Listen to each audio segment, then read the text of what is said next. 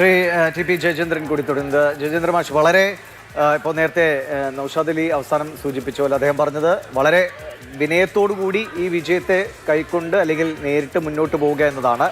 എവിടെ രാഷ്ട്രീയ പ്രവർത്തികളിൽ നിന്നോ പാർട്ടിയിൽ നിന്നോ സർക്കാർ ആരിൽ നിന്നോ ഒരു അഹങ്കാരത്തിൻ്റെ ഭാവമോ ധാർഷ്ട്യത്തിൻ്റെ ഭാവമോ ഉണ്ടായാൽ അടുത്ത് കിട്ടുന്ന അവസരത്തിൽ ജനം അതിന് മറുപടി നൽകുമെന്ന് പല പല തെരഞ്ഞെടുപ്പുകളിൽ നമ്മൾ കണ്ടതാണ്. ഈ തെരഞ്ഞെടുപ്പ് ഫലങ്ങളിലും പലയിടത്തും അത് പ്രകടമാണ്. സ്വന്തം പാർട്ടി അണികൾ, ഞാൻ തിരുവനന്തപുരത്തെ തന്നെ സൂചിപ്പിച്ചാൽ തിരുവനന്തപുരത്ത് LDF പാളയത്തിൽ നിന്ന് തന്നെ ആ സൂചനയുമുള്ള ഒരു ഫേസ്ബുക്ക് പോസ്റ്റ് വന്നു. പിന്നീട് അത് അപ്രത്യക്ഷമാകുന്നു. അപ്പോൾ തിരുവനന്തപുരത്തെ BJPയുടെ വിജയം അല്ലെങ്കിൽ മറ്റ് പലയിടങ്ങളിലും ഉണ്ടായിരിക്കുന്ന വിജയങ്ങളോ പരാജയങ്ങളോ ഇതൊക്കെ കൃത്യമായി ഉൾക്കൊണ്ട് ജനങ്ങൾ പറയുന്നത്, അവർ പറയുന്ന വഴിയെ അല്ലെങ്കിൽ അവരുടെ താല്പര്യങ്ങളെ കൃത്യമായി സംരക്ഷിച്ചുകൊണ്ട് നല്ല താല്പര്യങ്ങളെ സംരക്ഷിച്ചുകൊണ്ട് മുന്നോട്ട് പോവുക എന്നതാണ് ഓരോ തെരഞ്ഞെടുപ്പും പാർട്ടികൾക്കോ നേതാക്കൾക്കോ നൽകുന്ന ഒരു നിർദ്ദേശ രൂപേണ നൽകുന്ന കാര്യം.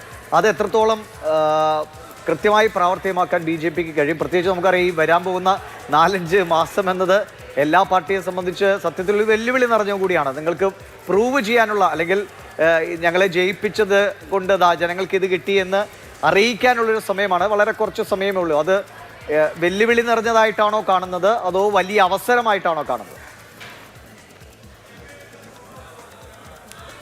ഞാൻ എൻ്റെ ഈ സെഷൻ ആരംഭിച്ചപ്പോൾ വളരെ കൃത്യമായി ഞാൻ പറഞ്ഞു, ആരവങ്ങൾ ഉണ്ടാക്കാതെ, ബഹളങ്ങൾ ഉണ്ടാക്കാതെ, വിവാദങ്ങൾ ഉണ്ടാക്കാതെ, വികസനത്തിൽ ഊന്നി നിന്നുകൊണ്ട് വികസിത ഭാരതത്തോടൊപ്പം വികസിത കേരളവും വികസിത അനന്തപുരിയും വികസിത കോഴിക്കോടും ഉൾപ്പെടെയുള്ള ഗ്രാമങ്ങളുടെയും നഗരങ്ങളുടെയും സമരസപ്പെട്ട ഒരു വികസനത്തിൽ ഊന്നൽ നൽകിക്കൊണ്ടുള്ള പ്രവർത്തനത്തിനാണ് ഭാരതീയ ജനതാ പാർട്ടി ഇത്തവണ ഊന്നൽ നൽകിയത്. ഭയപ്പെടുകയും ഭയപ്പെടുത്തുകയും ചെയ്യുന്നത് ജനാധിപത്യത്തിൽ ഒരിക്കലും ഭൂഷണമല്ല. നോക്കൂ, വർഷങ്ങളായി, ഏതാണ്ട് വർഷങ്ങളോളം ഇടതുപക്ഷം കൈവശം വെച്ചിരുന്ന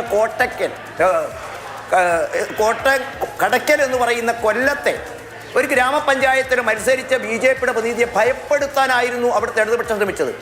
ഭയപ്പെടുത്തുന്നിടത്ത് ഭയപ്പെടുന്നത് ജനാധിപത്യത്തിന് ഭൂഷണമല്ല എന്ന തിരിച്ചറിവാണ് അവിടുത്തെ ജനം ആ വിജയത്തിലൂടെ BJPക്ക് നൽകിയത്.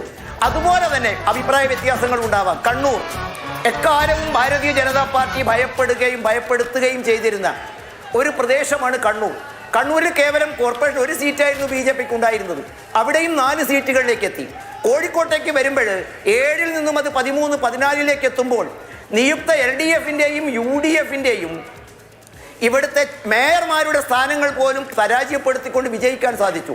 താങ്കൾ ചൂണ്ടിക്കാണിച്ചതുപോലെ ഓരോ വിജയവും കൂടുതൽ ഉത്തരവാദിത്ത ബോധത്തിലേക്കാണ് നമ്മളെ തള്ളിവിട്ടുകൊണ്ടിരിക്കുന്നത്. സ്വാഭാവികമായിട്ടും ഇവിടെ നിങ്ങൾ ചൂണ്ടിക്കാണിച്ചു, ഇന്ത്യൻ പ്രധാനമന്ത്രി പോലും ഞങ്ങൾ ഓർമ്മപ്പെടുത്തിയത് എന്താണ്? തിരുവനന്തപുരത്തെ വർദ്ധിച്ച വിജയം കേരളത്തിൻ്റെ തലസ്ഥാന നഗരി നമ്മളെ ഏൽപ്പിച്ചതോടുകൂടിയിട്ട് കേരളത്തിലെ മറ്റ് കോർപ്പറേറ്റ് വിഭിന്നമായ ഒരു വികസന മാതൃക അവിടെ കൃത്യമായി അഭിപ്രായപ്പെടുത്തിക്കൊണ്ട് അടയാളപ്പെടുത്തിക്കൊണ്ട് മുന്നോട്ട് പോകണം.